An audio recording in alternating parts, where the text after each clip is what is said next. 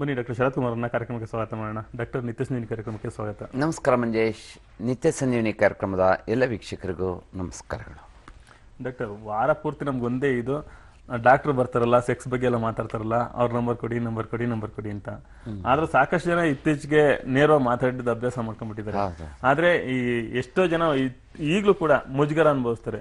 ಈ ಶನಿವಾರ ನನ್ನ ಪ್ರೋಗ್ರಾಮ್ ಬರುತ್ತಲ್ಲ, ಅದ್ರ ನಂಬರ್ ಕೊಡಿ ಅಂತ. ಈಗ ಹೊಸದಾಗಿ ಮದುವೆ ಆಗಿರೋಂಥ ದಂಪತಿಗಳಿಗೆ ಈ ಸೆಕ್ಸ್ ಬಗ್ಗೆ ತಿಳುವಳಿಕೆ ಎಷ್ಟಿರ್ಬೇಕು ಅನ್ನೋದ್ರ ಬಗ್ಗೆ ಫಸ್ಟ್ ಹೇಳ್ಬಿಡಿ ಡಾಕ್ಟರ್. ಯಾಕಂದ್ರೆ ತುಂಬಾ ಜನ ಹೊಸದಾಗಿ ಮದುವೆ ಮಾಡ್ತಾ ಇದೀವಿ, ಡಾಕ್ಟರ್ ಭೇಟಿ ಮಾಡ್ಬೇಕಾ ಆ ತರ ಎಲ್ಲ ಹೇಳ್ತಾ ಇರ್ತಾರೆ. ಅವ್ರ ಬಗ್ಗೆ ಒಂಚೂರು ಹೇಳ್ಬಿಡಿ ಡಾಕ್ಟರ್.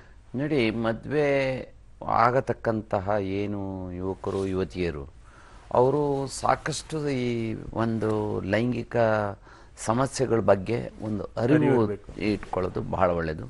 ಅಂದರೆ ಏನೊಂದು ಸೆಕ್ಸ್ ಎಜುಕೇಷನ್ ಅದು ಬಹಳ ಮುಖ್ಯ.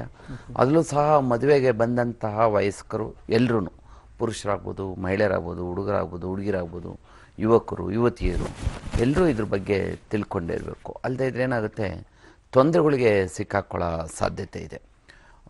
ಸುಮಾರು ಜನ ಈಗ ಒಂದು ಮದುವೆ ಆಗೊಂದು 1 ತಿಂಗಳು 2 ತಿಂಗಳು 3 ತಿಂಗಳು ಆದಂತಹ ದಂಪತಿಗಳು ಕೂಡ ನನ್ನ ಹತ್ರ ಬಂದಿದ್ದಾರೆ. ಇನ್ನೂ ಸೆಕ್ಸ್ ಮಾಡೋಕ್ಕೆ ಆಗಿಲ್ಲ, ಸಂಭೋಗ ಮಾಡಲಿಕ್ಕಾಗಿಲ್ಲ, ಈ ಶಿಶ್ನು ಯೋನಿ ಪ್ರವೇಶನೇ ಮಾಡ್ತಾ ಇಲ್ಲ. ಹುಡುಗಿ ಹೇಳ್ತಾಳೆ ನನಗೇನು ಗೊತ್ತೇ ಆಗ್ತಾಯಿಲ್ಲ, ಅನುಭವನೇ ಆಗ್ತಾಯಿಲ್ಲ ಅಂತ. ಹುಡುಗನೂ ಹೇಳ್ತಾನೆ ಏನೋ ನನಗೇನು ಕರೆಕ್ಟಾಗಿ ಅರ್ಥ ಆಗ್ತಾಯಿಲ್ಲ, ಹೆಂಗೆ ಇದು ಮಾಡೋದು ಅಂತ. ಇನ್ನೇನು ಸಂಭೋಗ ಮಾಡಬೇಕು ಅನ್ನೋ ಅಷ್ಟೊತ್ತಿಗೆ ಕಲಿಸ್ಬಿಟ್ಟಿರ್ತದೆ, ನನಗೆ ಆಗದೇ ಇಲ್ಲ ಅಂತ. ಇಂತಹ ಸಮಸ್ಯೆಗಳು ಬರೋದಕ್ಕೆ ಕಾರಣ ಈ ಲೈಂಗಿಕ ಅಜ್ಞಾನ, ಲೈಂಗಿಕ ಕ್ರಿಯೆ ಬಗ್ಗೆನೇ ಎಷ್ಟೋ ಜನಕ್ಕೆ ತಿಳ್ಕೊಂಡಿರಲ್ಲ. ಎರಡನೇದು ಸ್ವಚ್ಛತೆ ಬಗ್ಗೆ ಕೂಡ ತಿಳ್ಕೊಂಡಿರೋದಿಲ್ಲ. ಸುಮಾರು ಪುರುಷನ ನಾನು ಪರೀಕ್ಷೆ ನೋಡಿದಾಗ ಲಿಂಗಮಣಿ ನಾವು ತೊಳ್ಕೊಂಡೇ ಇರೋದಿಲ್ಲ, ಅದು ಚರ್ಮನ ಹಿಂದಕ್ಕೆ ಸರಕ್ಸೇ ಇರೋದಿಲ್ಲ. ಅಲ್ಲಿ ಅಗಾಧವಾಗಿ ದುರ್ವಾಸನೆ ಕೂಡಿದಂಥ ಒಂದು ಸ್ಮೆಗ್ಮಾ ಕಲೆಕ್ಟ್ ಆಗಿರ್ತದೆ. ಒಂದು ತಿಕ್ಕಾಗಿ ಒಂಥರ ವೈಟ್ ಇಶ್ಯೂ ಯೆಲ್ಲೋಯಿಶ್ ಕಲರಲ್ಲಿ ಕುಳಿತಿರ್ತದೆ. ಆ ಚರ್ಮನ ಹಿಂದಕ್ಕೆ ತೆಗೆದು ನೋಡಿದ್ರೆ ಅಲ್ಲಿ ಒಳಗಡೆ ಎಲ್ಲ ಗಟ್ಟಿಗೆ ಕಟ್ಕೊಂಡ್ಬಿಟ್ಟಿರ್ತದೆ, ಕೆಲವು ಸರಿ ಕಲ್ಲುಗಳಾಗ್ಬಿಟ್ಟಿರ್ತದೆ. ಅಂಥ ಸಂದರ್ಭಗಳಲ್ಲಿ ಏನಾಗ್ತದೆ, ಅದು ಯೋನಿ ಪ್ರವೇಶ ಮಾಡಿದಾಗ ಯೋನಿಗೆ ಅದನ್ನು ಸೋಂಕನ್ನು ತಲುಪಿಸಿ ಅಲ್ಲಿ ಅವರಿಗೆ ಬಿಳಿ ಸೆರಗು ಅಥವಾ ಬಿಳಿ ಬಟ್ಟೆ ಬರೋಂಗೆ ಮಾಡುತ್ತೆ. ಆದ್ದರಿಂದ ಭಾಳಷ್ಟು ತೊಂದರೆಗಳಾಗೋ ಸಾಧ್ಯತೆ ಇದೆ. ಇದು ಎರಡನೇದು. ಮೂರನೇದು ಅಂತಂದರೆ ಈ ಲೈಂಗಿಕ ಅಜ್ಞಾನದಿಂದ ಮಕ್ಕಳಾಗೋ ಸಾಧ್ಯತೆ ಕೂಡ ಕಡಿಮೆ ಆಗಿಬಿಡ್ತದೆ.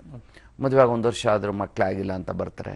ಅಲ್ಲಿ ನೋಡಿದ್ರೆ ಅವರು ಪುರುಷನನ್ನು ಚೆಕ್ ಮಾಡಿ ನೋಡಿದಾಗ ಋಷಿನುಗಳೇ ಬೆಳವಣಿಗೆ ಆಗಿರಲ್ಲ, ಅಥವಾ ಶಿಶ್ನುನೇ ಬೆಳವಣಿಗೆ ಆಗಿರೋದಿಲ್ಲ, ಮೈಕ್ರೋಪಿನಿಸ್ ಇರ್ತದೆ, ಅತಿ ಚಿಕ್ಕ ಶಿಶ್ನು ಇರ್ತದೆ, ನಿಮಿರಿಕೆನೇ ಇರೋದಿಲ್ಲ. ಅವರಿಗೆ ಸಂಭೋಗ ಮಾಡಲಿಕ್ಕೆ ಸಾಧ್ಯನೇ ಇಲ್ಲದೆ ಇರತಕ್ಕಂಥ ಒಂದು ಪರಿಸ್ಥಿತಿ ಉಂಟಾಗಿರ್ತದೆ. ಇವುಗಳನ್ನೆಲ್ಲ ನಾವು ಲೈಂಗಿಕ ವಿಜ್ಞಾನವನ್ನು ಚೆನ್ನಾಗಿ ಹೇಳ್ಕೊಡೋದ್ರ ಮುಖಾಂತರ ಶಾಲಾ ಕಾಲೇಜುಗಳಲ್ಲಿ ಇಂತಹ ಅನಾಹುತಗಳನ್ನು ತಪ್ಪಿಸ್ಬೋದು. ಮತ್ತು ಮುಂದೆ ಈ ಮದುವೆಗಳು ಮುರಿದೇ ಬಿದ್ದೋಗೋ ಪರಿಸ್ಥಿತಿ ಅನ್ನೋದನ್ನ ತಪ್ಪಿಸ್ಬೋದು. ಯಾತಕ್ಕೆ ಅಂತಂದರೆ ಯಾವಾಗ ಈ ಸಂಭೋಗ ಕ್ರಿಯೆನೇ ನಡೀತಾರಲ್ಲ, ಆಗ ಬಹಳಷ್ಟು ಕಲಹಗಳು ಉಂಟಾಗ್ತವೆ. ಆ ಕಲಹಗಳು ಎಷ್ಟು ಮಟ್ಟಿಗೆ ಹೋಗ್ತದೆ ಅಂತಂತಂದರೆ ಅವು ಡೈವರ್ಸ್ವರೆಗೂ ಹೋಗಿ ವಿಚ್ಛೇದನ ಕೊಡಕ್ಕೆ ಹೋಗ್ತವೆ, ಮತ್ತು ಕೋರ್ಟ್ಗಳಿಗೆ ಹೋಗಿ ಕಚೇರಿಗಳಿಗೆ ಹೋಗಿ ಇದೆಲ್ಲ ತೊಂದರೆ ಆಗೋ ಸಾಧ್ಯತೆ ಇದೆ. ಅದರಿಂದ ಮದುವೆ ಆಗತಕ್ಕಂಥ ಪ್ರತಿಯೊಂದು ದಂಪತಿಗಳು, ಪುರುಷರು ಮಹಿಳೆಯರು ತಿಳ್ಕೊಳ್ಳೋದು ಬಹಳ ಮುಖ್ಯ. ಜೊತೆಗೆ ಆಗ ಏನಾದರೂ ತೊಂದರೆ ಇದ್ದರೆ ತಕ್ಷಣವೇ ಲೈಂಗಿಕ ತಜ್ಞ ವೈದ್ಯರುಗಳನ್ನ ಕಂಡು, ಅಥವಾ ಯೂರಾಲಜಿಸ್ಟನ್ನು ಕಂಡು, ಅಥವಾ ಮಹಿಳೆಯರಾದರೆ ಗೈನಕಾಲಜಿಸ್ಟನ್ನು ಕಂಡು, ಅಥವಾ ಶಸ್ತ್ರಚಿಕಿತ್ಸಾ ತಜ್ಞ ವೈದ್ಯರುಗಳನ್ನ ಕಂಡು ತಮಗಿರತಕ್ಕಂಥ ತೊಂದರೆಗಳನ್ನ ಹೇಳ್ಕೊಂಡ್ರೆ ಆಗ ಅವ್ರಿಗೆ ಅದಕ್ಕೆ ಸಾಕಷ್ಟು ಪರಿಹಾರಗಳನ್ನ ಕೊಡ್ಬೋದು. ಬಹುತೇಕ ಲೈಂಗಿಕ ತೊಂದರೆಗಳಿಗೆ ಅಂದರೆ 90% ರಿಂದ 95% ಲೈಂಗಿಕ ತೊಂದರೆಗಳಿಗೆ 100% ಪರಿಹಾರನ ಕೊಡ್ಬೋದು.